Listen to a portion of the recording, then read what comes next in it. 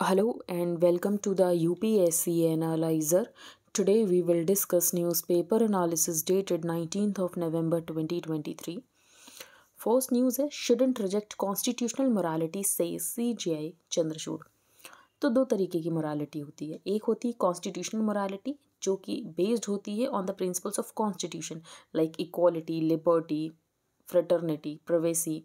And second होती है societal morality और पॉपुलर मोरालिटी जो कि लोगों को लगता है कि सही है, लोगों के हिसाब से वो मॉरल है। जैसे कि आप एग्जाम्पल यहाँ पर सबरीमाला का ले सकते हो। जो सबरीमाला यहाँ पर केस था उसमें पॉपुलर मोरालिटी क्या थी कि जो मेंस्ट्रुएटिंग एज की विमेन है उनको अलाउ नहीं किया जाना चाहिए, लेकिन कॉन्स्टिट्यूशनल मोरालिटी क्या थी कि यहाँ पर इक्वालिटी होनी चाहिए, जेंडर के बेसिस पर डिस्क्रिमिनेशन नहीं होना चाहिए, जिसकी वजह से यहाँ पर विमेन को अलाउ कर दिया गया। तो शुडंट रिजेक्ट कॉन्स्टिट्यूशनल मोरालिटी, ऐसा यहाँ पर चीफ जस्टिस ऑफ इंडिया का कहना है कि ये एग्जिस्टिंग सोशल प्रैक्टिसेस के साथ टेंशन होगी कॉन्स्टिट्यूशनल मोरालिटी की, लेकिन हम कॉन्स्टिट्यूशनल मोरालिटी को रिजेक्ट नहीं कर सकते हैं। Responding to a query on the likely contradictions that में अराइज, अगर हम इंडियन कल्चरल प्रैक्टिस उसको देखेंगे through the prism of constitutional morality, क्योंकि पैट्रियार्की एक इंपॉर्टेंट फीचर है इंडियन सोसाइटी का। तो स्पेशली विद सम आर्ग्यूइंग कि कॉन्स्टिट्यूशन तो यहाँ पर बोरोड टेक्स्ट है और ये सब, तो आपको कॉन्स्टिट्यूशनल मोरालिटी ये जो कीवर्ड इसके ऊपर 2 बार क्वेश्चन आ चुका है, तो constitution morality as a topic आपको पहले से प्रिपेयर करके रखना है। Recall military staff Maldives president tells Indian government. तो मॉलडीव्स में प्रो चाइना कैंडिडेट जो है ये इलेक्शंस जीत गए हैं, जिनका नाम था मोहम्मद मुइज़ू, एंड इनकी यहाँ पर ओथ टेकिंग सेरेमनी थी। तो इन्होंने यही कहा है कि इंडिया से कि जो भी आपका मिलिट्री स्टाफ है इनको आप वापस से रिकॉल कर लो। A day after he was sworn in as president of Maldives, Mohammed Muizzu formally requested the Indian government to withdraw its military personnel. Muizzu की अगर बात करें तो प्रो चाइना कैंडिडेट है। इंडिया एंड मॉलडीव्स के क्लोज डिफेंस टाइज हैं apart from development projects on the island. Delhi के strategic stakes भी हैं मॉलडीव सिक्योरिटी में, एंड जो बीजिंग का फुटप्रिंट है इसको भी क्लोजली वॉच किया जा रहा है। आगे हम चलते हैं, यहाँ पर कोई इंपॉर्टेंट न्यूज़ है नहीं। तो दिल्ली में वापस से स्कूल्स खुल गए हैं क्योंकि एयर क्वालिटी जो है ये सीवियर से वेरी पुअर हो गई है। तो थोड़ी इंप्रूव हुई है कि वेरी पुअर पर चली गई है। बाकी आपको यहाँ पर दिख रहा होगा कि इंटरनेशनल ट्रेड फेयर में क्या क्या ऑफर पर लगा हुआ है।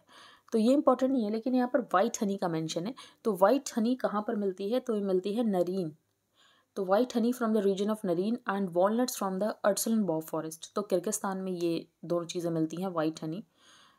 तो आपको क्या पता रखना है, बस वाइट हनी जो है कहाँ पर मिलती है, नरीन एंड ये सब, बाकी यहाँ पर इंपॉर्टेंट नहीं है। तो जो नेटिव ट्राइब्स हैं ये गैदर करती हैं these walnuts in Arslanbob, the largest walnut grove on the planet. The rare white honey is harvested from the nectars of Fiona sage and alpha. बाकी और भी सारी चीज़ें यहाँ पर लगी हुई हैं, लेकिन मोज़ेक लैम्प ये सब जाना ज़रूरी नहीं, लेकिन वाइट हनी ये इंपॉर्टेंट लग रहा था मुझे। अब हम चलते हैं आगे। Appointing high court chief justice faster when incumbents retire takes longer if sent to supreme court. तो ये बताया गया है कि अगर किसी हाई कोर्ट का कोई चीफ जस्टिस है एंड वो सुप्रीम कोर्ट में जज बन जाता है, तो जो हाई कोर्ट है वहाँ पर चीफ जस्टिस की पोजीशन खाली हो जाती है, तो वहाँ पर जो नया चीफ जस्टिस अपॉइंट करने का समय होता है ये थोड़ा लंबा होता है, ऐसा इंडियन एक्सप्रेस को पता चला है। हाई कोर्ट के जजेस की रिटायरिंग एज होती है 62। सुप्रीम कोर्ट की कितनी होती है आप बताओगे?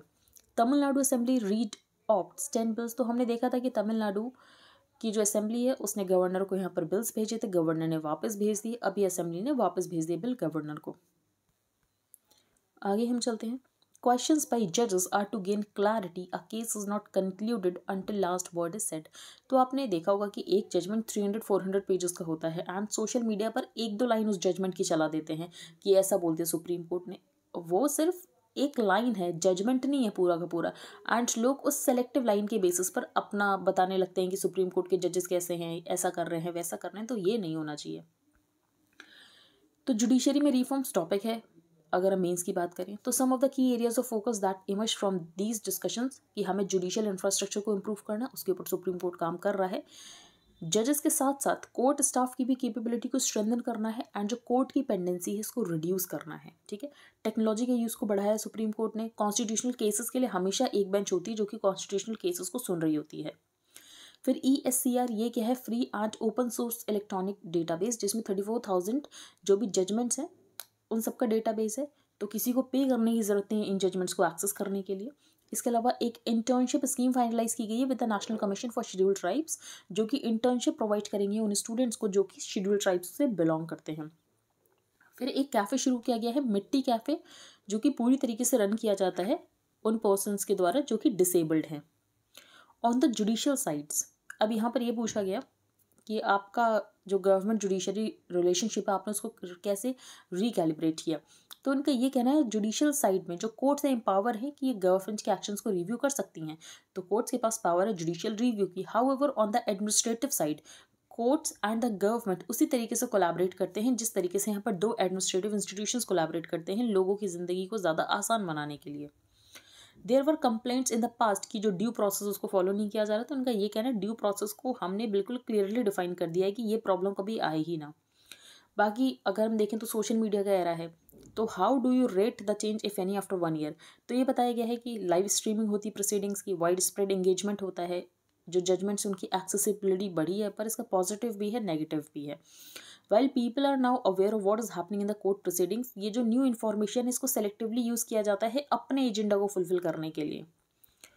तो ये सारे इश्यूज़ यहाँ पर डिस्कस किए गए हैं। 1997 कोर्ट की क्यों रिक्वायरमेंट है, तो विशाखा गाइडलाइंस कोर्ट ने ही दी थी। When you look at Indian cultural practices through the prism of constitutional morality, जो कि हमने फर्स्ट पेज पर देखा, तो हाई चांस है कि इनके बीच में मिसअंडरस्टैंडिंग हो जाएगी। जो पॉपुलर मोरालिटी होगी वो कॉन्स्टिट्यूशनल मोरालिटी नहीं होगी। तो argument being it's after all morality distilled from the values of the constitution, जो कि बोरोड टेक्स्ट है। तो there are certain constitutional values जो कि यूनिवर्सली एक्सेप्टेड है। इक्वालिटी एक ऐसी कॉन्स्टिट्यूशनल वैल्यू है जो कि यूनिवर्सली एक्सेप्टेड है। तो फर्क नहीं पड़ता कि फॉरेन है कि बोरोड है। ऐसा थोड़ी है कि फॉरेन के इंसान को यहाँ पर इक्वालिटी चाहिए लेकिन इंडिया के लोगों में इक्वालिटी नहीं होनी चाहिए क्योंकि ये बोरो कर ली। कोई चीज़ अगर ह्यूमैनिटी का फंडामेंटल प्रिंसिपल है तो वो आपको हर कॉन्स्टिट्यूशन में मिलेगा।